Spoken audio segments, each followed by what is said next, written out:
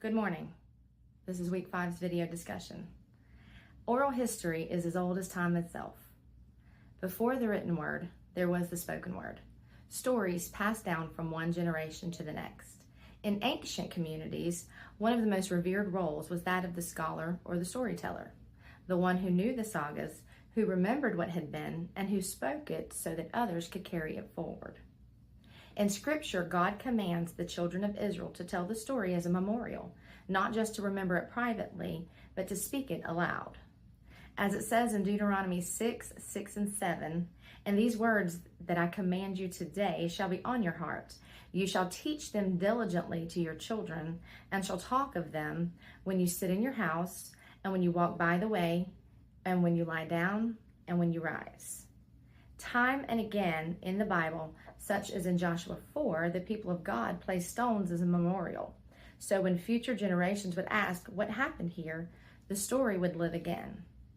Oral history is not a fading practice. It is foundational. As long as people gather together, stories will be told. And it is in those stories that identity, memory, and even legends are born. In this presentation, I explore how scholars approach oral history as a vital methodology. The 3 academic works that I discuss were found through the Jerry Falwell Library, specifically in the America History and Life with Full Text database. Together, they show how memory, voice, and place come together to tell the truths that no archive alone can capture. The first article I explored is by Brian Caillou, titled Methodology for Recording Oral Histories in the Aboriginal Community. It was published in Native Studies Review in 2004. For Caillou, oral history is not just a method, it's relational responsibility. His approach is rooted in cultural respect, where the process of gathering stories must honor traditional protocols, elder authority, and community ownership. He emphasizes that unlike Western academic frameworks, Indigenous oral history is non-linear. It weaves together spirit, memory, land, and voice. Caillou calls oral history a sacred responsibility that must be approached with relational accountability. His methodology centers on relationship building, listening not just with your ears, but with humility and cultural awareness. His conclusion is clear. Oral history isn't just about data collection. It's about preserving living knowledge in a way that keeps the past sacred and the people empowered. My second article is by Ashley Ward, Reclaiming Place Through Remembrance, Using Oral Histories in Geographic Research, published in Historical Geography in 2012. It brings a fascinating layer to oral history. She connects memory to geography.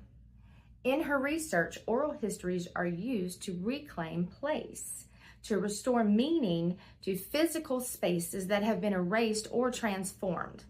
She uses oral interviews with community members to trace forgotten or marginalized histories that don't appear in traditional archives.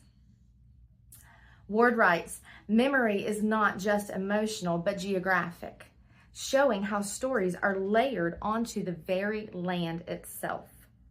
Her methodology combines spatial analysis with personal narrative, proving that remembering is also a form of resistance, especially for communities that have been displaced.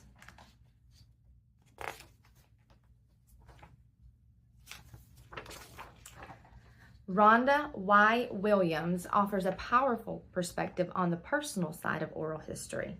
In her article, I Am a Keeper of Information, History Telling and Voice, published in Oral History Review in 2001, it centers on Black women's voices and the deep emotional political meaning behind history telling. One interviewee calls herself a keeper of information, and that phrase becomes the heartbeat of Williams's work. Her methodology is both narrative and feminist, grounded in the belief that the act of telling one's story is both liberating and revolutionary. Williams emphasizes listening with the intent to honor silences, recognizing emotion as a part of historical truth.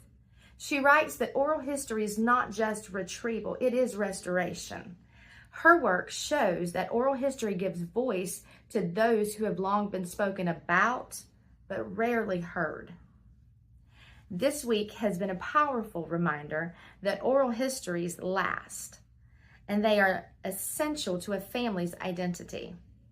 I am one of 37 first cousins. My mom is one of 13 children, and we've long since lost count of Lorelei, my daughter's generation of children.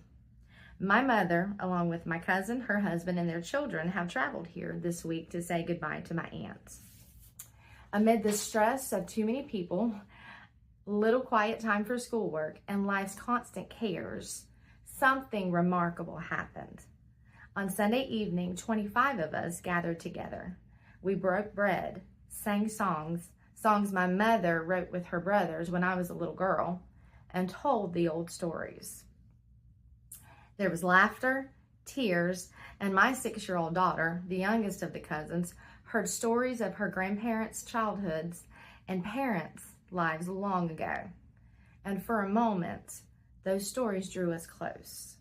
They reminded us that history is not just in books, but in our voices, our songs, and the memories we share across generations.